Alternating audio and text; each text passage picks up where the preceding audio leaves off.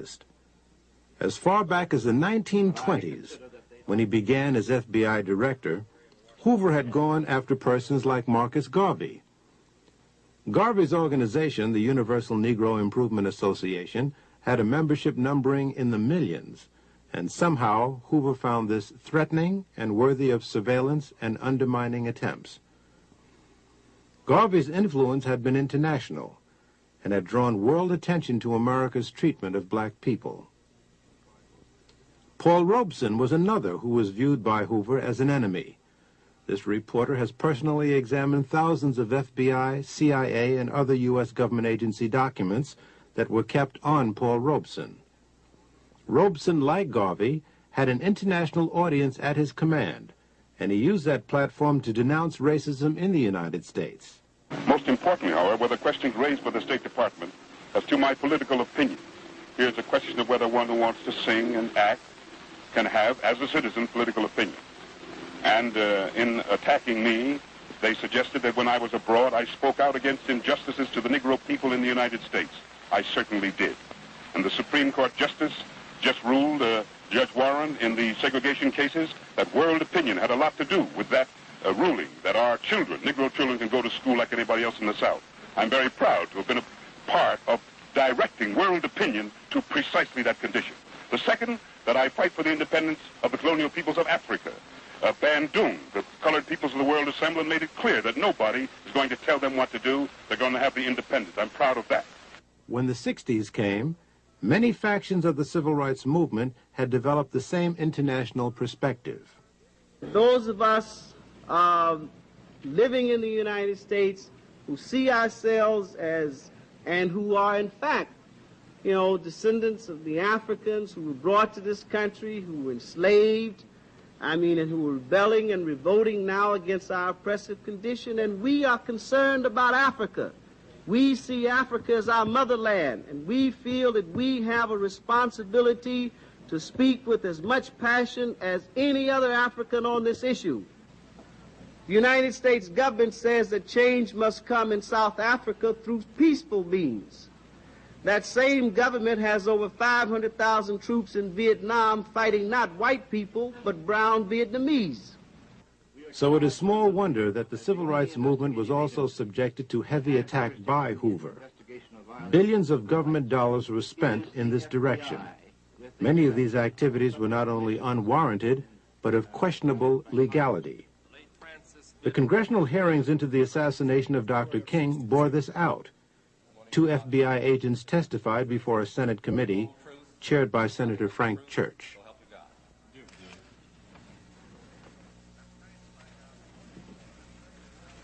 I'm trying to find out what it was that impelled some part of the FBI to pursue Martin Luther King with such an obsession. And what I understood that answer to be is, first of all, it was not any suspicions of the commission of a federal crime. None of the literature showed up a single suggestion that Martin Luther King had committed or was about to commit a crime. Is that correct? That's correct.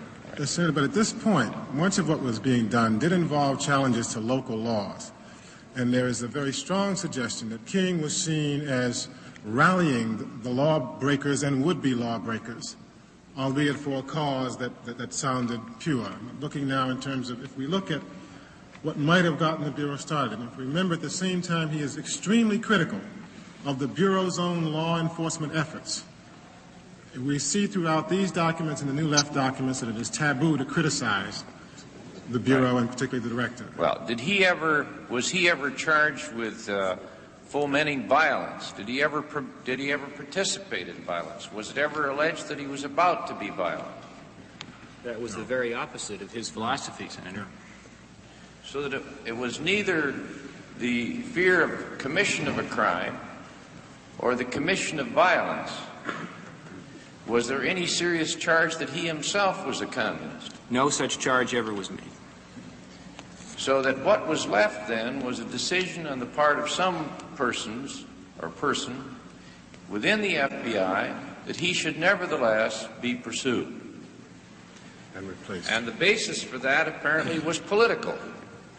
The decision that he was dangerous or potentially dangerous to someone's notion of what this country should be doing, and a further theory that the FBI possessed the ability to enter into this field and to investigate and to intimidate and seek to neutralize and indeed replace a civil rights leader that they thought to be politically unacceptable. Is that correct? Yes. Correct. All right. And the tactics they used apparently had no end. Microphonic surveillance of hotel rooms. They included informants. They included sponsoring of letters signed by phony names to relatives and friends and organizers. They involved even plans to replace him with someone else the FBI was to select as a national civil rights leader. Is that correct? Yes, that plan didn't get very far. But it they was had their seriously plan. considered, and Mr. Hoover penned a note to that suggestion commending its authors, did they not? Yes. All right. It also included an indirect attempt to persuade the Pope not to see him. And many other people. A direct attempt to persuade one of our major universities not to grant him a doctorate degree. That's correct. After the March on Washington, there was an acceleration. He was defined because of his speech in that demonstration in Washington as the most dangerous and effective leader in the country, and there was a paper battle within the Bureau as to how best to attack him, and he was attacked. After Time magazine named him as Man of the Year, again, the Bureau finds that reprehensible, believes it must attack and destroy. When he was given the Nobel Prize, again, they seek to discredit Dr. King with the persons who welcomed him back from that award. When he began to speak out against the Vietnam War, there's a new crescendo of efforts by the Bureau to discredit and destroy Dr. King. It is my feeling that the assassination of Dr. King was a part of a conspiracy in the country, and I do believe that some individuals in very high places of our government were involved in this conspiracy. And it is the same conspiracy that eliminated and destroyed President Kennedy, Senator Kennedy, Malcolm X, Medgar Evers, and so many other freedom and human rights individuals. I'm convinced the government was involved at some level. I will never separate the conduct, the attitude of Hoover and the FBI from Dr. King's assassination. I never will do that. I think one of the most important things that come out in that investigation was that Martin Luther King in Memphis was in a white hotel, and the FBI admitted that they leaked to the press that Dr. King was staying in a white hotel instead of a black hotel, and it was that embarrassment that forced Dr. King to move into the Lorraine Hotel where he was killed. There are more questions regarding the FBI's role in the assassination of Dr. King. For example, why was Dr. King stripped of his protection just before he was killed in Memphis? Reporter Les Payne and myself interviewed police officer Ed Reddit of the Memphis Police Department, who told how he was mysteriously removed from his security post near Dr. King. However, later, his superior, Chief Holloman, denied doing so. Why do you feel you were pulled away from your assignment of surveillance that day? Why do you think they pulled you away? I think because whoever pulled the trigger, I could identify. When there were complaints from somebody, did we reduce manpower at the Lorraine? Did we reduce manpower in the area? No. The attorneys general in 1965 had for 25 years authorized wiretaps in a fairly widespread fashion. This was just one. At the very most, the only thing I can think of that I would have done, but I didn't even do that, was go talk to Bob Kennedy and ask him about it. But Mr. Katzenbach, in whom I also had great confidence, without giving me the details, said that it was all right, that he had, that there were no, it was not being done anymore, it would not be done anymore, and that there was just nothing to worry about. I think the issue is the near-fascist police state mentality that pervaded the intelligence community, that is a danger to America to this day. Malcolm X was kept under heavy FBI surveillance since he got out of prison back in 1953. As he rose to national prominence as the Black Muslims' chief spokesman, he became aware that he was under close watch. Our desire, our prayer, that we can have a peaceful, intelligent rally here this afternoon. But at the same time, we see that they have surrounded us with many of their own agents in uniform and out of uniform. That surveillance escalated into the infiltration of the Nation of Islam. Personal frailties were played upon, jealousy arose, and Malcolm was ultimately ousted from that organization. This caused an intense climate of rivalry that set the stage for Malcolm's assassination in February of 1965. He was really declared a hypocrite at the time.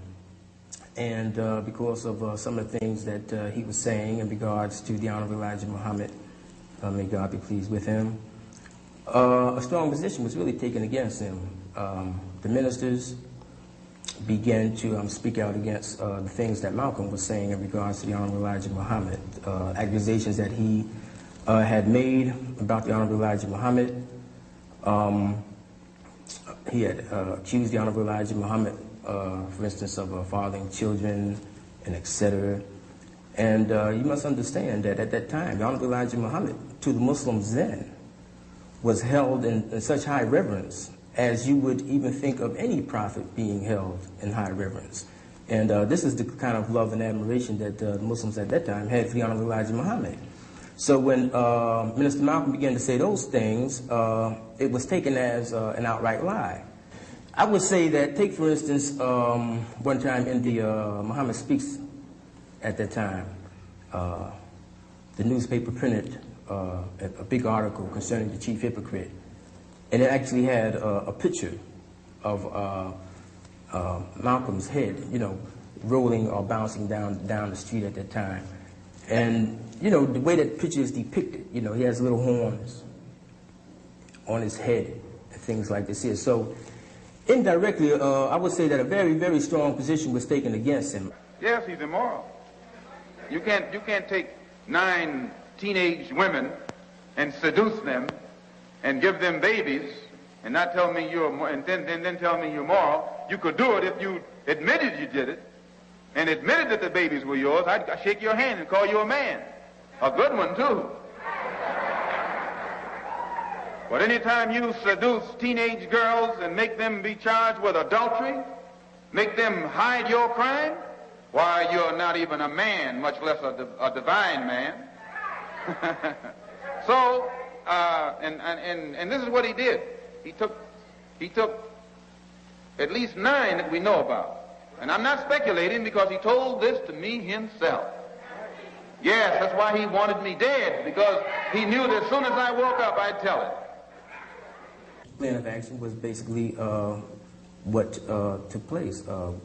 Me and Leon, we took seats down in the front of the Autobahn. We came early. We would drift into the Autobahn. If indeed there was a search, then we could never enter. There was no search, so we drifted in just like we had hoped to. Leon Davis and myself took seats down front on the left-hand side. Benjamin and William, who carried the sort-of shotgun, sat right behind us, you know. And Wilbur sat somewhat in the back or almost in the middle. And our plan was, as soon as the brother came out to speak, that Wilbur would throw the smoke bomb to make a distraction, and that William would fire his shotgun, and that Leon and myself, we would fire our weapons, and then just break for the door. And without any further ado, I bring before you Minister Malcolm, and I pray that you and I will listen, hear, and understand. Thank you.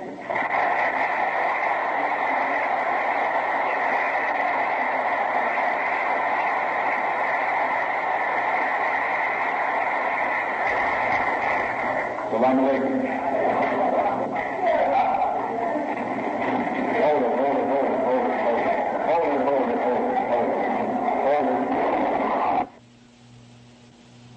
As in Dr. King's assassination, a police superior has trouble with the truth.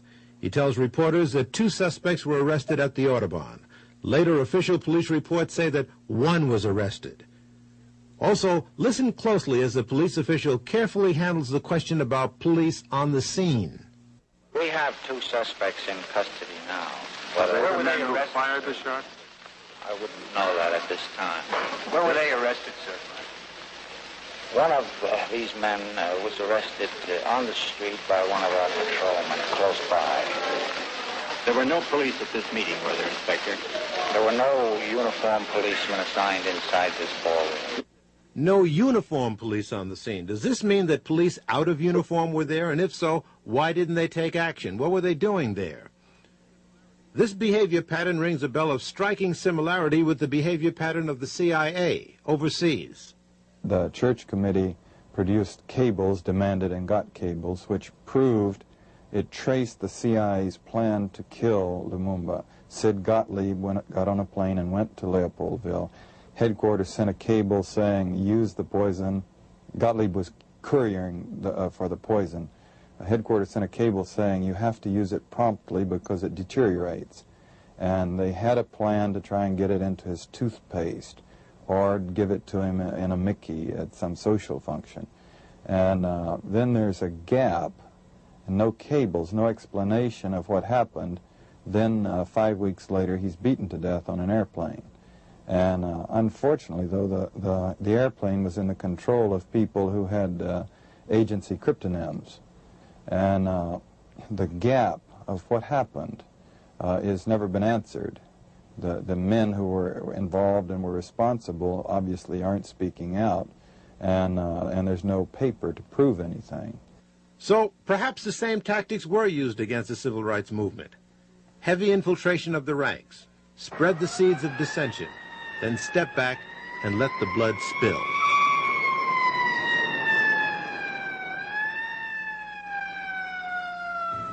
As I see it, Mr. Chairman, it is for this committee to be able to figure out how to persuade the people of this country that indeed it did go on. And how shall we ensure that it never happen again?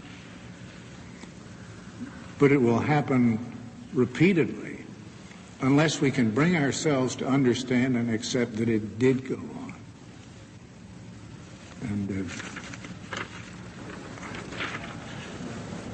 And I say that as one who worked as a United States attorney with the Bureau and have enormous respect for its capacities in the field of kidnapping, bank robbery, and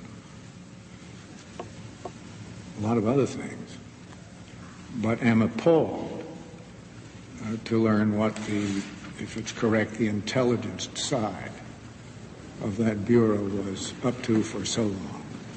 If we would like to believe that the FBI would do all this viciousness and all of these things to an individual and would stop short of killing him, then we're out of our mind. In America today, if we believe the CIA would deal with foreign assassinations and would not consider it at home, that's like saying the mafia runs crooked gambling tables in South America, but honest ones in America. It just ain't true. We've seen then how the decade of struggle ended. Many of the prominent figures like Malcolm X and Martin Luther King Jr. were assassinated amidst an intense climate of hatred that government agencies were acutely aware of. In fact, the FBI contributed to creating the climate of hate. Moreover, the assassinations themselves appear to have been facilitated by an elaborate network of government and police agencies who were watching very closely every move that Malcolm X and Martin Luther King Jr. were making, and then at the same time they disappeared just as the assassinations occurred. But those were the leaders. What about the students, the troops of the movement? Well, they too were subjected to harassment. This document that you're looking at now shows how the FBI tried to divide factions within the Student Nonviolent Coordinating Committee. And the Black Panther Party was also subjected to heavy, heavy surveillance. We knew the history of the FBI's infiltration tactics in other organizations, particularly the American Communist Party. There was already a record compiled that showed that the FBI was even in charge of various branches of the Communist Party. So we understood that police tactic of infiltration. There was a situation where, in a sense, the white racism was its own victim. Like, for racist reasons, J. Edgar Hoover had not recruited black agents. He had a lot of white agents. And it takes time to train some black agents. In the meantime, those white agents, try as they might, were not able to infiltrate our ranks because the Black Panther Party did not have any white members, okay? And we relied upon people that we knew. And we kept people that we didn't know on another level.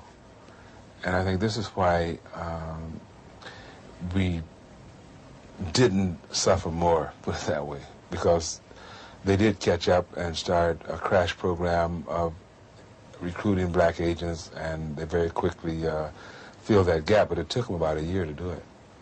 In the summer of 1978, I interviewed a man who worked as an informer for the FBI during the 1960s.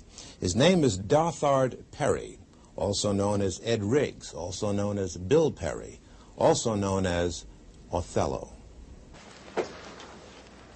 How were you paid? The pay was always in cash. Cash, and you would sign a card. It would go like this. A rendezvous or a drop-off point would be picked out either by yourself or the agent. You would meet the agent there, and usually it would be in a vehicle. You get in the vehicle, he would hand you the money. He would tell you first to count the money. He would tell you the amount while you counted it. If the amount was there, he would then bring out a card. On that card would be for the week of such and such. In other words, the week was dated. So-and-so has been paid the amount of. Then you would sign the card, and then the agent would sign the card. The reason for this is that if all of a sudden the IRS became very interested about where you were getting all this extra money from, you could always tell them to go back to the Bureau, and the Bureau would have your cards on file. I see. Were there such things as bonuses? Oh, yes. What were they paid for? Bonuses were paid for, suppose while you were meeting with, or you were at a meeting with Bobby Seals, Chulai of the Red Army happened to come to the meeting too, which is something which would be a new development. That's bonus time. In other words, a hot piece of information. Hot piece, very hot piece.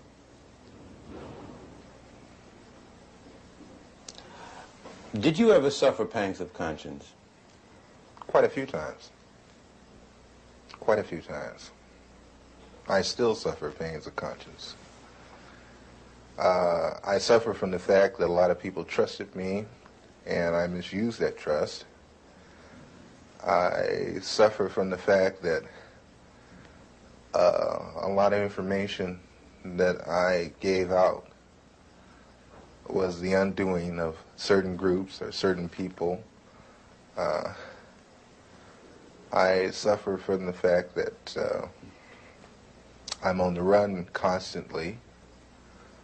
I have no real life to speak of.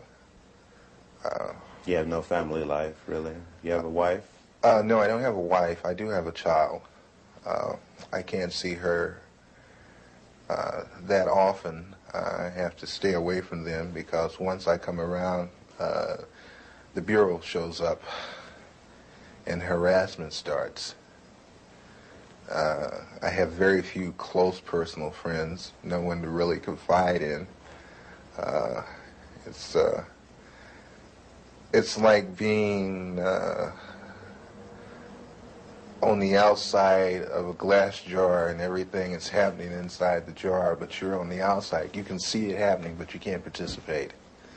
Why have you decided to talk to me?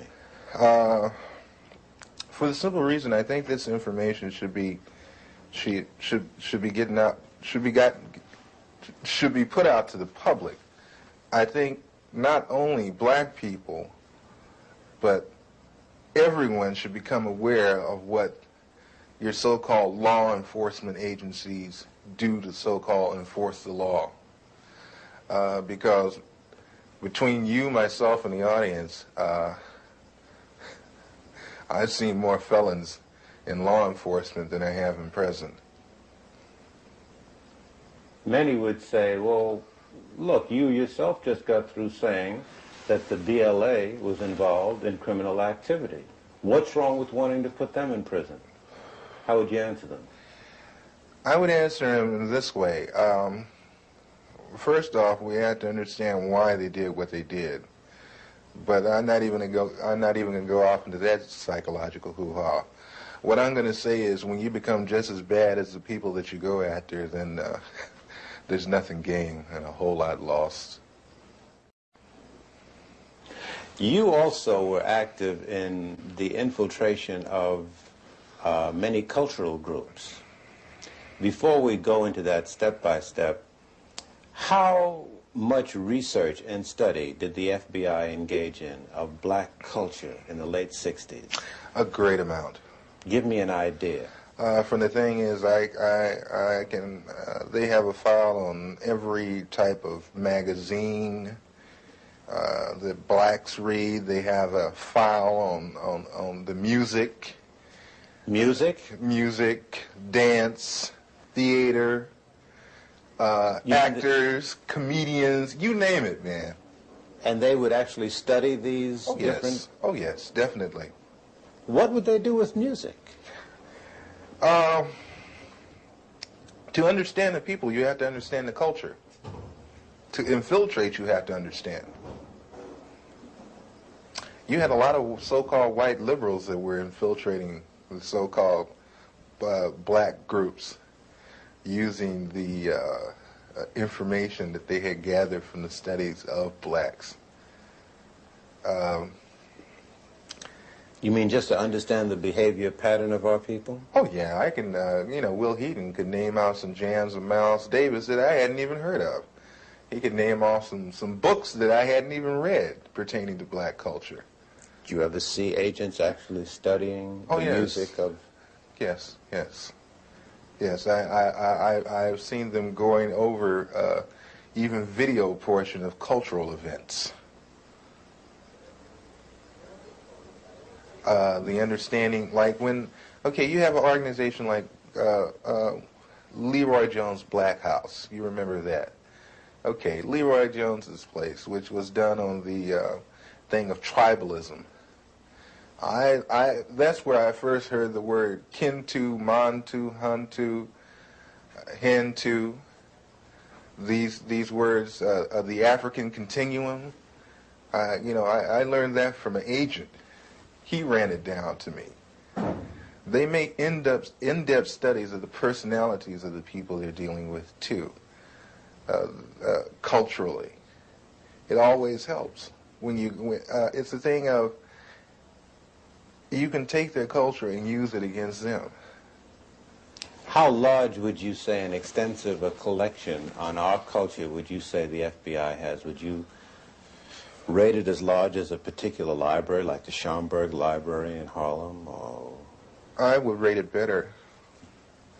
I would rate it better, and the fact is that they go into details that we probably would overlook. Will Heaton used to meet me in different places. You know, Will Heaton, that was one of my supervising agents. There is a certain bar in the Los Angeles area where people into black cultural things met, and Will Heaton used to meet me there. And he would go into very long and tiring conversations with some very articulate brothers about culture, African culture, and Afro-American culture. Tell me about some of the cultural organizations that you infiltrated and what you did. PASLA, Mafunde, Watts Writers Workshop, which they had. The Watts Writers Workshop? Yes. Watts Writers Workshop, which was one of the oldest established black writers workshop. That place was burned down. Yeah. The Bureau had it burnt down. How do you know that? I know because I participated. I did the arson. You burned down the Watts Writers Workshop? Yes. Why did they want it to go? At the time, funding had been cut to the workshop, had been cut out, but it looked like there was a possibility of a grant being given back to the workshop.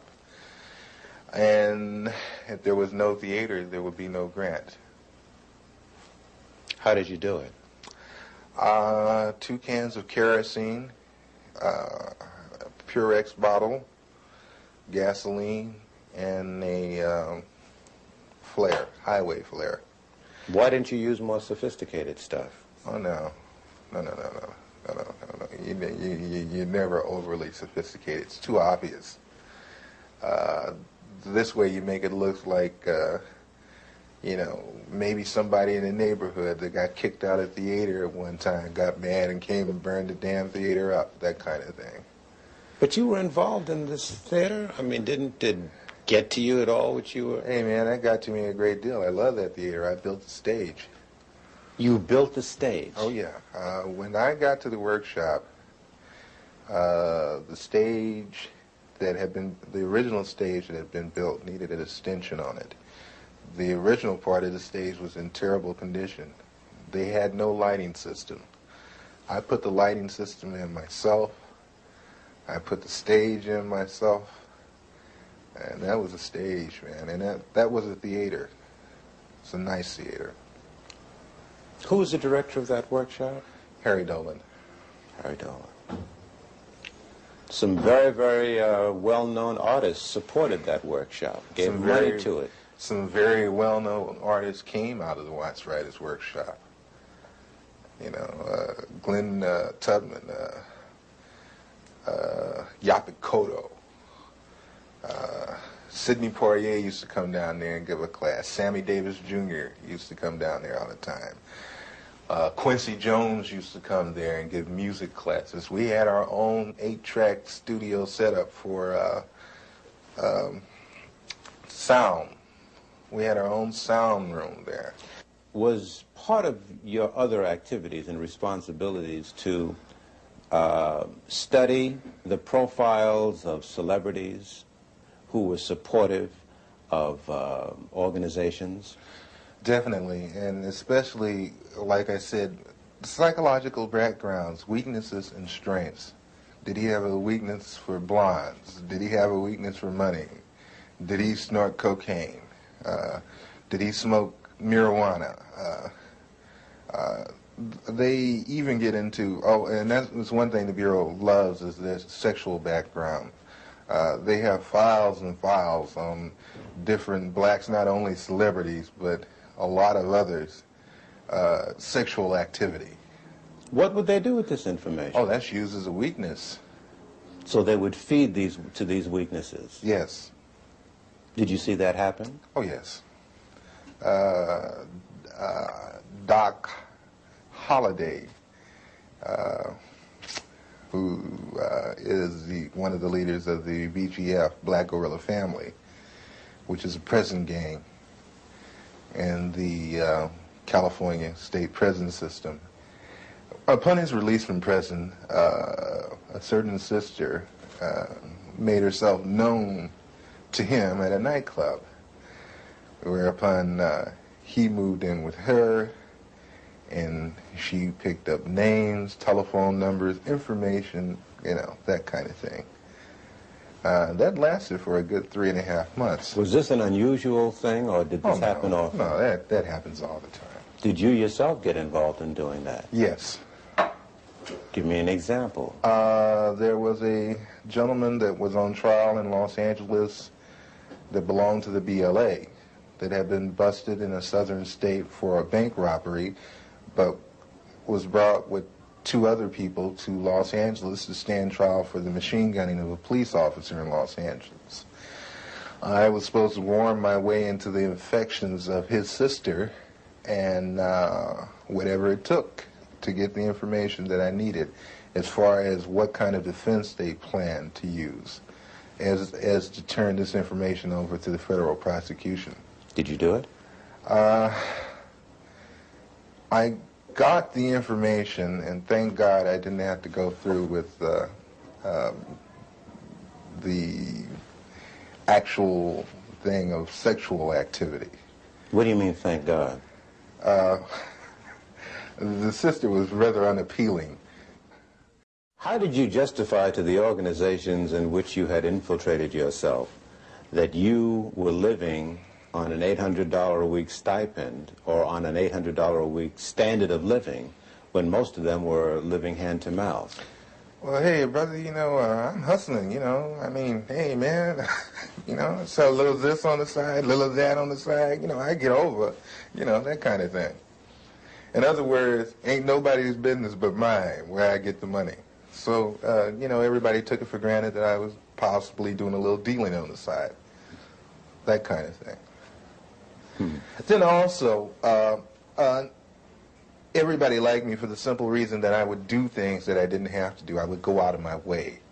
Like Mafunde would have a pageant and they needed someone to do the sound setup for him, and I'd say, of course, I'll do it for you, that kind of thing. I was very well liked at one time in the community. Would you say to American citizens that this situation of surveillance and infiltration continues to this day? Oh, yes. On the dimension that you experienced? Probably much larger by now. Larger? Oh, yeah. Let me put it to you like this. Each year, everything gradually escalated up more and more. So I figure when I left, it didn't stop escalating. As they say, one monkey does not stop anybody's show. You mentioned Sammy Davis Jr., who at one time, it was reported, gave money to the Black Panther Party, I believe. Were you ever assigned to look into that? Yes, I was told to try to get as close to Mr. Davis or to anyone in his office as I could. I used to go up and have real chit-chat, chummy conversation with his personal secretary, Ann, at the 9000 building on Sunset. And I used to bring a Porter-Pack video camera, and I used to go around and I would videotape the whole office. You mean celebrities would be coming into his office and you'd film them freely? Oh, yeah. Didn't they question that? I'm from the Ross Writers Workshop. Yeah, right on, brother, that kind of thing. No questions asked. Same thing with the NAACP Image Awards. They were very interested in people like Sammy Davis Jr. There was another black in Los Angeles that they were very interested in because, not Los Angeles, but in Sacramento, Nathaniel Colley, who's attorney for the NAACP. And I know Nat. And they wanted information on him, just for the simple reason that he's an attorney for the NAACP, which makes no sense to me, but must make a lot of sense to them because they use the information. You've been called upon to testify in Washington. Before who? Before the Senate Committee. I was called first to testify before the Church Committee, and I did go to Washington, D.C. I did testify to those people, And I want to say right now that the committee was full of smack. They got loads and loads of information and didn't even use it, didn't release it. I had tapes that I offered to them in evidence against the Federal Bureau of Investigation with conversations of me and my supervising officers where he's telling me to obtain certain articles for him by stealing. Don't get fingerprints on it. We can really use that. Did you take the weapons over to such and such? The Churches Committee told me that they couldn't use the tapes because the tapes were gotten by illegal means. What would you say about the composition of the committee panel that questioned you? I can say that's for the birds too, because the same people that I was talking about were the same people on the panel with the Churches Committee. What do you mean? When I came in the room to be interviewed by the so-called people from the Churches Committee, the representatives from the Federal Bureau of Investigations were also in the room. FBI agents were a member of the Church Committee panel? They were there with the investigators for the Churches Committee asking questions just like the Churches Committee. And see, this is another thing that I find fault with, and this is another reason why I am not going to Washington, D.C. It's that, again, I have been asked to come again for the second time. I'm not going again. For the simple reason that when I went up there with the idea that there were agencies investigating the Federal Bureau of Investigation, not the Federal Bureau of Investigation investigating itself. You're on the lam, almost. Do you have a sense that you're going to be arrested and go to prison? Oh yeah, eventually. Eventually, when things come to a head, it has to. It has to be that way. No other way around it. What would you say to citizens who sit and listen to what you've said and have a sense of frustration and helplessness? There are some agents, the old line agents, that disagree with the tactics that were used during the so-called COINTEL period. But one thing I don't want us to jump off of is that people always talk about, they're talking about COINTEL now so heavily. I'm not talking about COINTEL, I'm talking about a thing called BD, which was better known as Black Desk. The Black Desk was set up for a simple thing of infiltrating black organizations and black groups, whatever. Where was this Black Desk, or were there a number of them? There were a number of Black Desks, but the head Black Desk was in Washington, D.C., controlled by Sullivan. And the... Was he black? No. Mm-hmm. And what was the function of the Black Desks all over the country? I guess there were dozens. The function of the Black Desk was to monitor activity, social unrest, revolutionary groups, cultural groups, and such in the black community. And feed it into this central desk. And it still exists? As far as I know, yes. We've seen a number of investigations into the assassination of Martin Luther King. We've seen an extended police trial of the assassination of Malcolm X.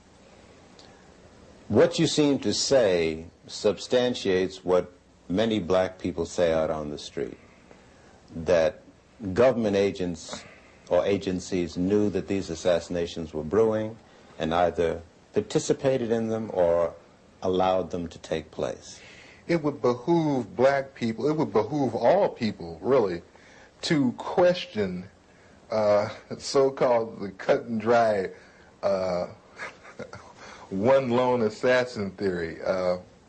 The Bureau and other intelligence agencies are very good at conspiracies.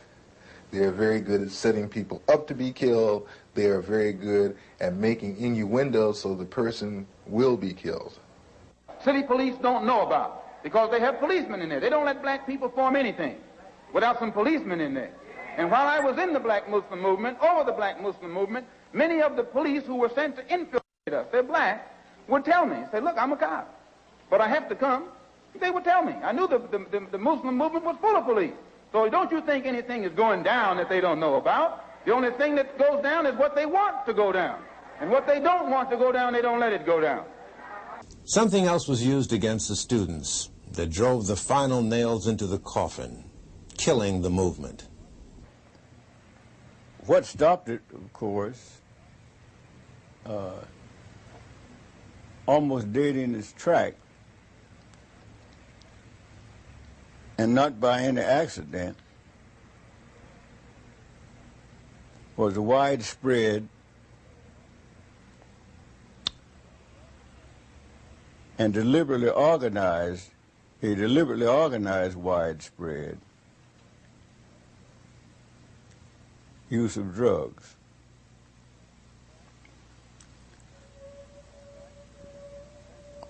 The fact that a decision was made, and I think most of you familiar with the broadcast of the mafia defector who went on public media to declare what happened and outline in great detail the great plan of how to destroy the black youth of the nation, starting in New York. He said in a meeting 20 miles outside of New York City, the great decision was made. He said he didn't have to guess about it, and those who heard him know that I'm quoting him almost verbatim, because he was there. And the decision was to concentrate the distribution of drugs on the black youth of the nation, starting in New York. Starting in New York, beginning in the elementary school, and that to punish, even on the pain of death, any of the distributors who invaded the white community or predominantly white schools. That New York and other large cities were to be divided up into districts. The district commander, black, was to be given any kind of car he wanted, Mercedes, Rolls Royce, anything, because this would be a part of the sales pitch. Said blacks just love fine cars, and he'd drive around through the community in his fine car, and some of his key assistants, and he'd be identified, he'd be known, and that sort of stuff. And so the stories, I'm not going any further into it. But thus it began, and the spread over the country. And we fell for it. Now, one thing was important. That the thing to attract the blacks, more than any other thing, more than the drug itself, but to spread the word, have a number of key young people in it, and to spread the word that this is the end thing. So that'll get them. Just say it's the end thing, and they'll brave the fires of hell to be a part of the end thing. So that's our story of the decade of struggle. We put together this film to pay particular homage and tribute to the extraordinary young people of that era. And we give the story to our young people of today in particular, in the hope that they'll stop and think about much of the negativism that they're caught up in nowadays, and try to understand why. I